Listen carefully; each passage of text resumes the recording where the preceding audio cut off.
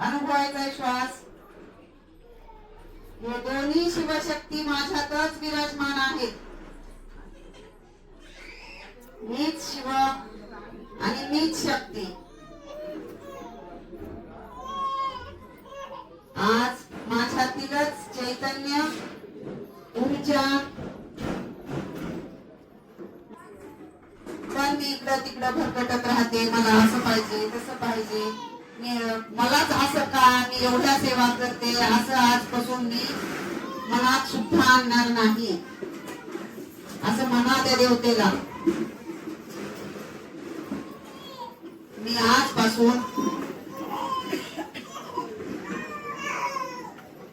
सगळे काही पॉझिटिव्हच विचार करणार.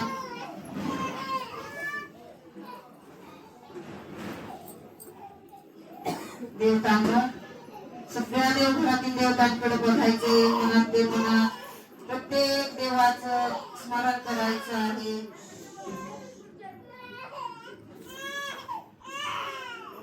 बघा किती सुंदर भावमुद्रा दिसतात देवाच्या आपल्या देवघरातील. किती सुंदर पूजा होते आपल्या हातून.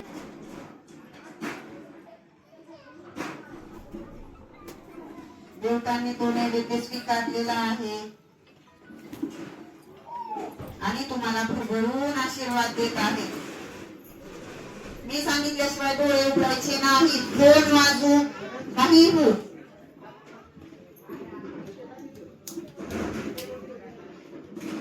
तुमच्यामध्ये जो श्वास सुरू आहे त्या दिव्य अशा चैतन्य शक्तीला आज तुम्ही अनुभवत आहात.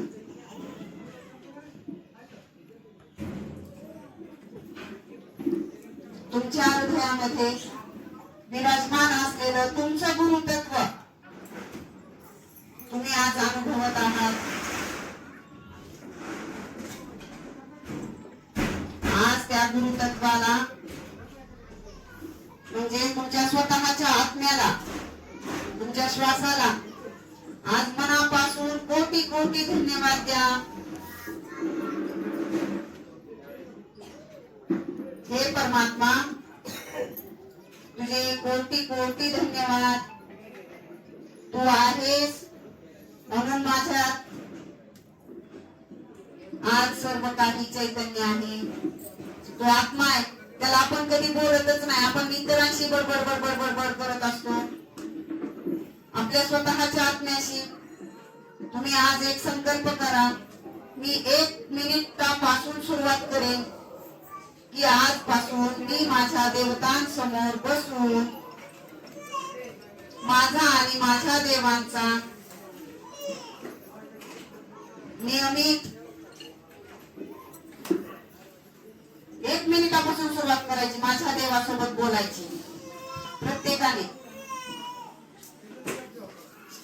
कितीही संसाराचा गाडा चालू असेल तरीही मी माझ्या ही दिव्य चैतन्य शक्ती प्रदान केलेली आहे.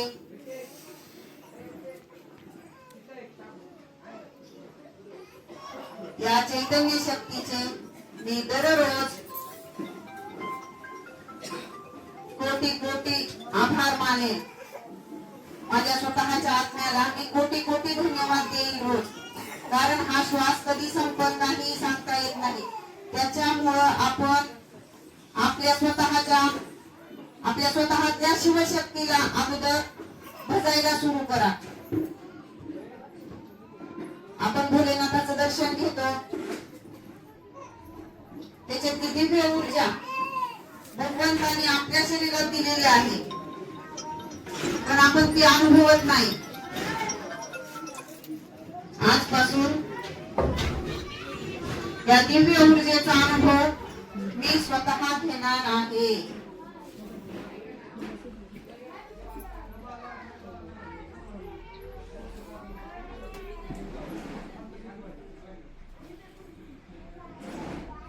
फक्त लक्ष श्वासाकडे द्यायचे. आपला येणारा श्वास आणि बाहेर जाणारा श्वास.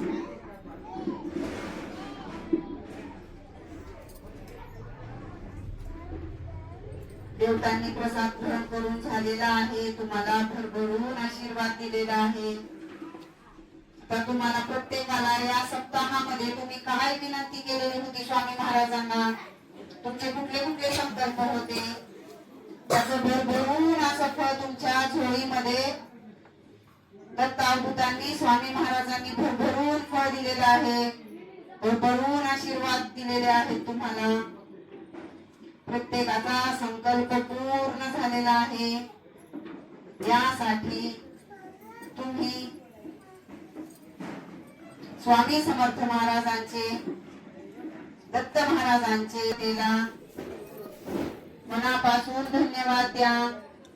तुम्ही आमच्याकडून ही सर्व सेवा निर्विघ्नपणे